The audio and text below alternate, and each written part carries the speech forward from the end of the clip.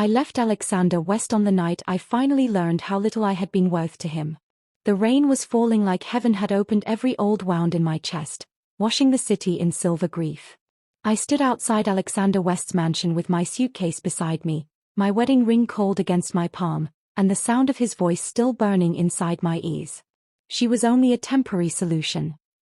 That was what he called me. Not his wife. Not the woman who learned how he liked his coffee when he came home after midnight, smelling faintly of Sophia's perfume. Not the woman who quietly loved him while he continued proving she should not. A solution. I had signed that marriage contract to save my father's company from ruin, to protect the Williams name from a scandal I did not understand, and to bury a secret that could destroy the only family I had left. I thought Alexander West was cruel. I thought he married me to break my pride. I thought he was the one who destroyed my father. But before I stepped into the rain that night, I heard one more sentence from behind the half-closed study door. Jerry Hayes laughed and said, "Poor Ella. She still doesn't know you took the blame for something I started." And that was when my heartbreak became a knife. Because the man I was running from might have been the only man trying to save me. I met Alexander West on the worst morning of my father's life. The Williams Group had always smelled like polished wood, expensive coffee, and power. That day, it smelled like fear. Reporters stood outside the building with cameras raised like weapons, calling my father a fraud before any court had spoken. Inside his office, my father sat beneath the portrait of my late mother, staring at the bankruptcy notice like it was a death sentence. A forged signature had appeared on a hidden loan agreement. Millions were missing. Investors were withdrawing. Every headline said my father had sold his integrity for survival. But I knew my father. He was strict, proud, and emotionally distant. But he was not a thief. Then Alexander West arrived. He walked into the room like winter wearing a tailored black suit. Calm. Untouchable.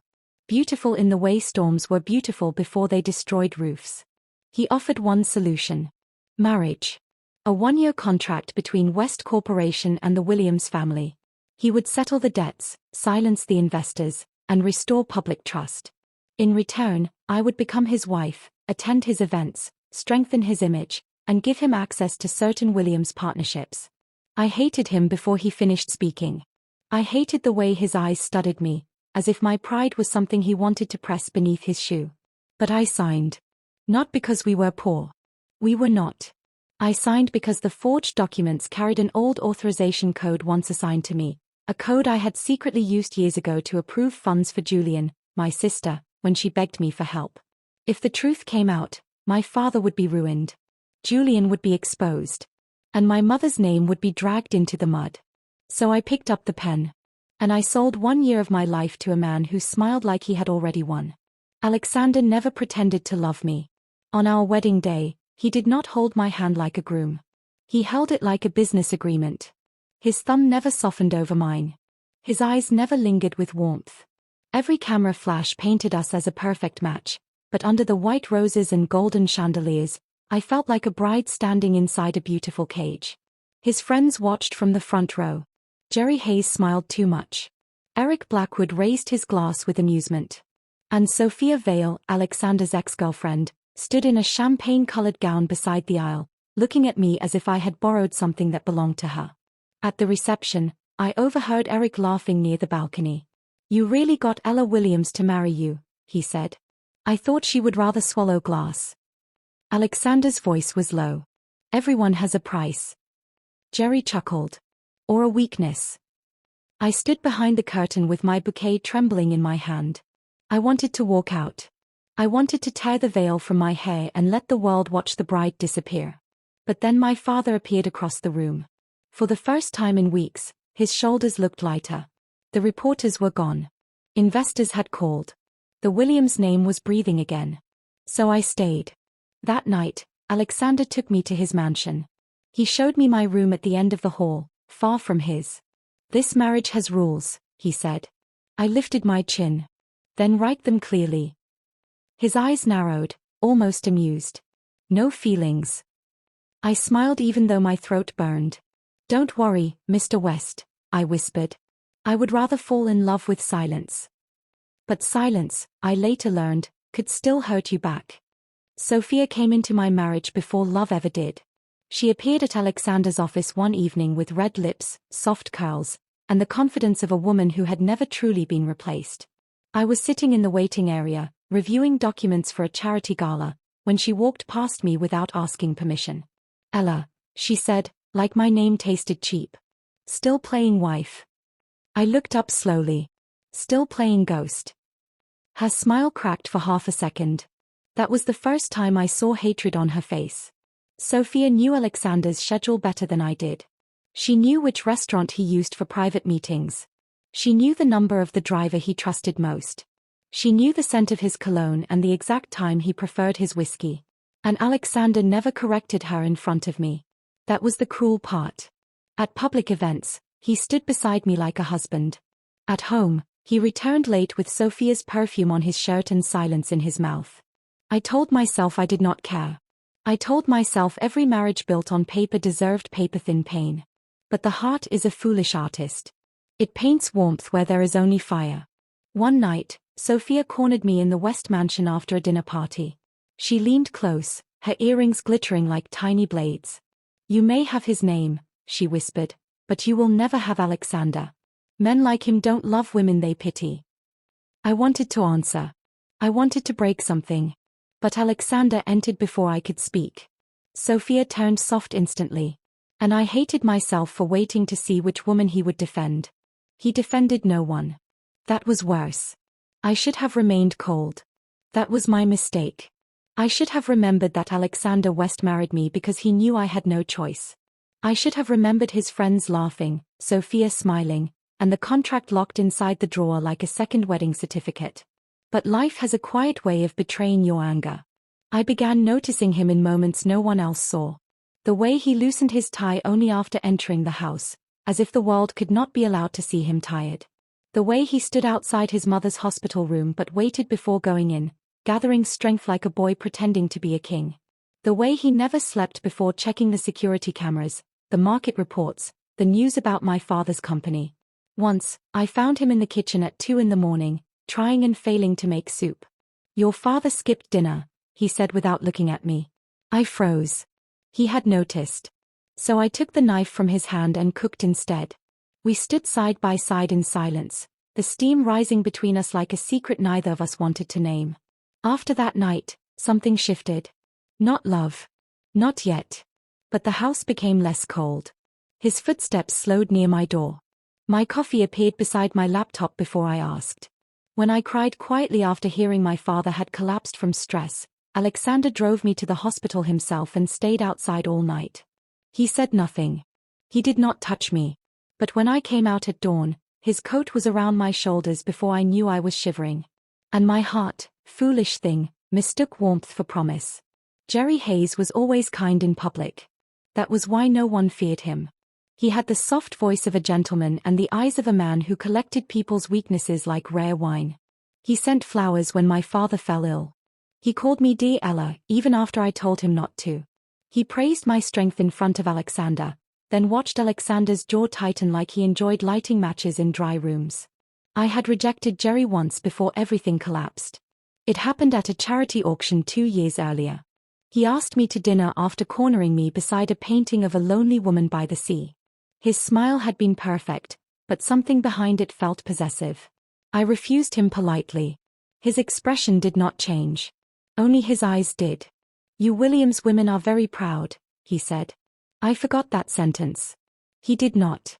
What I did not know was that Jerry had business debts hidden behind his polished reputation. He needed access to Williams Group contracts, and my father had refused him. So Jerry found another path. Julian. My sister had always been fragile around attention. Jerry gave her gifts, listened to her fears, and made her believe she was finally seen. Through her, he found old family documents, my authorization code, and enough private information to create the perfect scandal. A forged signature. A stolen seal. A ruined company. Then Alexander stepped in, and Jerry watched the woman he wanted become another man's wife. So he smiled. He visited our home. He shook Alexander's hand. And beneath every friendly word, he sharpened the plan that would separate us. Some men betray with anger. Jerry betrayed with patience. The night I decided to tell Alexander the first loved him, the city was glowing like it believed in second chances. It was raining softly, not violently, just enough to blur the glass walls of the West Mansion and tone every light into gold. I stood before the mirror in a navy blue dress, holding a small envelope in my hand. Inside was not a love letter. Not exactly. It was the first honest thing I had written since becoming his wife. I wrote that I hated him in the beginning. I wrote that I hated how he looked at me like a challenge. I wrote that somewhere between hospital corridors, cold dinners, and quiet acts of care, I had stopped surviving the marriage and started living inside it. I did not expect him to love me back. I only wanted my heart to stop hiding. But when I reached his study, the door was not fully closed. Alexander was inside with Eric and Jerry. I heard Eric ask, "So what happens when the contract ends?" My breath caught. Alexander answered after a pause. "Then it ends." Jerry laughed softly. "And Ella?" Alexander's voice came colder than winter. "She was only a temporary solution." The envelope slipped from my fingers. For a moment, the house forgot to breathe. Then Jerry spoke again, his tone almost playful. "Careful, Alex. Poor Ella still doesn't know you were tied to the fall of her father's company." Alexander snapped. "That situation was more complicated than you think." Jerry laughed. "No. It was simple. You took the blame for something I started." My world cracked twice. First because I thought Alexander never loved me. Second because I realized the monster might not have been him. I left before sunrise. I did not confront him. I did not scream. I did not ask which sentence had been true and which one had been a knife. I simply packed my suitcase with shaking hands and placed my wedding ring on his desk beside the unopened envelope. Outside, the rain had stopped. That hurt most. The world looked clean while I felt destroyed. I went to my mother's old lake house, a place my father abandoned after she died because every window remembered her laughter. I thought grief would be quieter there. I thought distance would make my heart obey. But silence followed me like a second shadow. By noon, Alexander called 37 times. I ignored every one. Then came his message. "Ella, please let me explain." I stared at those words until they blurred. Explain what? That I was temporary? That my father's ruin had been a game between men in suits? That Jerry, the smiling friend, had used my sister and my family like pieces on a chessboard? I wanted truth. But I was tired of receiving it after it had already broken me. Back in the city, Alexander found the envelope on his desk. He read my confession alone in the room where I had overheard him. Eric later told me he stood there for a long time without moving, his face pale, the letter trembling in his hand. That was when Alexander West realized something. The contract had ended in my heart before the year was over. And for the first time since I met him, he was the one left behind. Alexander did not chase me first. He investigated. That was the difference between a man who wanted forgiveness and a man who knew he had to earn it. He pulled records from old servers. He questioned accountants who had vanished after the scandal. He reopened the Williams audit and traced the forged signature back to a Hayes Company shell account. Every thread led to Jerry. Then he found the cruelest part. Julian had not known the full truth. She believed she was helping Jerry secure a private investment to protect our family from my father's strict control. She gave him access to old authorization files because he told her I had approved it. By the time she realized the documents were false, Jerry threatened to expose her, me, and our father all at once. So she stayed silent. We all did, in different ways. Alexander called a press conference without warning Jerry. The entire city watched as he stood before cameras, not as the untouchable CEO, but as a man choosing truth over reputation. He revealed the forged documents. He exposed the Hayes Company accounts. He admitted he had suspected something earlier but failed to protect the Williams family fast enough. He ended every business tie with Jerry Hayes publicly. Then he said my name. Ella Williams was not bought by my company. She was forced into a storm created by cowards, and I failed her by treating her pain like pride. I watched the broadcast from the lake house.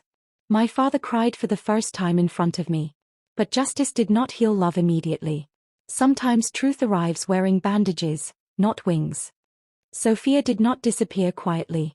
Women like her did not lose a place in a man's life without trying to burn the house around it.